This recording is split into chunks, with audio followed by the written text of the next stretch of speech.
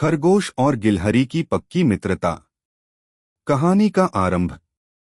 गांव के पास एक घना जंगल था जिसमें तरह तरह के जीव जंतु रहते थे। वहीं एक खूबसूरत सी घाटी के किनारे एक छोटी सी बस्ती थी जहां लोग अपनी खुशहाल जिंदगी जी रहे थे। इस जंगल में कुछ अद्भुत दोस्त थे जो अपनी मित्रता की मिसाल बन चुके थे। यह दोस्त थे एक खरगोश और एक गिलहरी। दोनों की मुलाकात उसी जंगल में हुई थी जहां दोनों के बीच की कहानी ने सभी को चौंका दिया। अगर आप अपनी माँ से प्यार करते हो और उनको हमेशा खुश देखना चाहते हो तो चैनल को सब्सक्राइब करो, लाइक करो, जय माता दी कमेंट करो। बहुत ही जल्द आपको खुशखबरी मिलेगी। प्लीज वीडियो को लास्ट तक जरूर देखें। अब आगे सुने। खरगोश की मासूमियत। खरगोश का नाम था गोलू। गोलू बहुत ही मासूम, प्यारा और शरारती था। वह दिन भर खेतों में उछल कूद करता रहता और हर किसी से दोस्ती करने की कोशिश करता। उसे नई नई जगहों की सैर करना पसंद था, लेकिन सबसे ज्यादा उसे गिलहरी से दोस्ती करने का शौक था। गोलू ने देखा कि गिलहरी सुघड़ और चतुर थी, जो हमेशा हर मुश्किल से बाहर निकल आती थी। वह उसे अपनी सच्ची दोस्ती का प्रस्ताव देना चाहता था। गिलहरी का नाम था टिकी। गिलहरी का नाम था टिकी। टिकी की आंखों में चतुराई और समझदारी की झलक थी। वह अपनी तेजी और चपलता के लिए जानी जाती थी।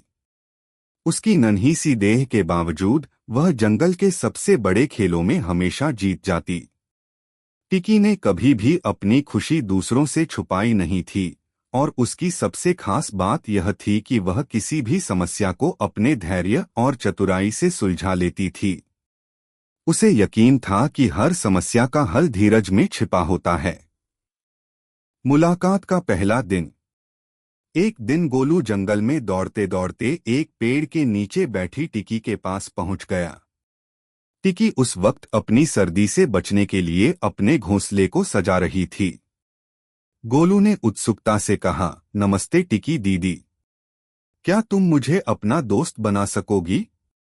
टिकी ने चश्मे के नीचे से गोलू को देखा और हंसते हुए कहा, क्या तुम सचमुच चाहते हो कि मैं तुम्हारी दोस्त बनूं? गोलू ने बिना कोई संकोच किए कहा, हाँ बिल्कुल, मैं हमेशा तुम्हारे पास आकर खेलना चाहता हूँ। पहली दोस्ती की शुरुआत। टिकी थोड़ी देर चुप रही और फिर उसने गोलू से कहा, अगर तुम मेरे साथ दोस्ती करना चाहते हो तो तुम्हें मेरी कुछ बातों को समझना होगा।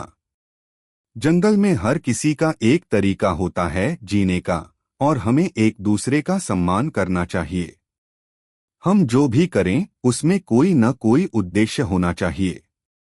गोलू ने सिर झुकाकर कहा, मैं तुम्हारी बातें समझने की पूरी कोशिश करूंगा टिकी दीदी। इस दिन से दोनों की दोस्ती शुरू हुई।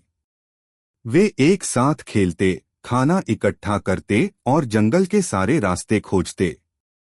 गोलू ने टिकी से सीखा कि कैसे अपने घोंसले को सुरक्षित और आरामदायक बनाया जा सकता है। वहीं टिकी ने गोलू को यह सिखाया कि अगर इंसान किसी काम में दिल से लग जाए तो वह किसी भी परेशानी को पार कर सकता है। सास बहू की कहानियां। कुछ समय बाद जंगल में एक नई समस्या आई। जंगल के सभी जानवरों को एक नए पेड़ से फल खाने का मन हुआ, लेकिन वह पेड़ बहुत ऊंचा था। किसी के पास उस पेड़ तक पहुंचने का कोई तरीका नहीं था। तब गोलू और टिकी ने साथ मिलकर उस पेड़ के बारे में सोचने का निर्णय लिया। गोलू ने कहा, अगर हम उस पेड़ के नीचे गड्ढा खोदें तो शायद हम उस पेड़ तक पहुंच सकते हैं। टिकी ने मुस्कुराते हुए कहा, तुम सही हो, लेकिन अगर हम इसे एक साथ करेंगे तो सफलता मिल सकती है। मैं तुमसे सहमत हूं। दोनों ने मिलकर मेहनत की और आखिरकार उन्होंने वह पेड़ काटा और जानवरों के लिए फल का रास्ता बना दिया। जंगल के सभी जानवरों ने गोलू और टिकी की सराहना की और उनकी मित्रता को प्रेरणा माना। समाप्ति। समय बीतता गया और गोलू और टिकी की दोस्ती और भी मजबूत होती गई। उनका मानना था कि सच्ची दोस्ती में कोई फर्क नहीं पड़ता कि तुम कौन हो या तुम्हारी सामाजिक स्थिति क्या है। सच्ची दोस्ती हर तरह से एक दूसरे का सम्मान करती है। जब भी जंगल में कोई समस्या आती, गोलू और टिकी एक दूसरे के साथ मिलकर उस पर विचार करते और उसे हल करने का तरीका खोजते। वे दिखाते कि सास बहू की तरह एक दूसरे की मदद करने और प्रेम देने से जिंदगी आसान हो सकती है।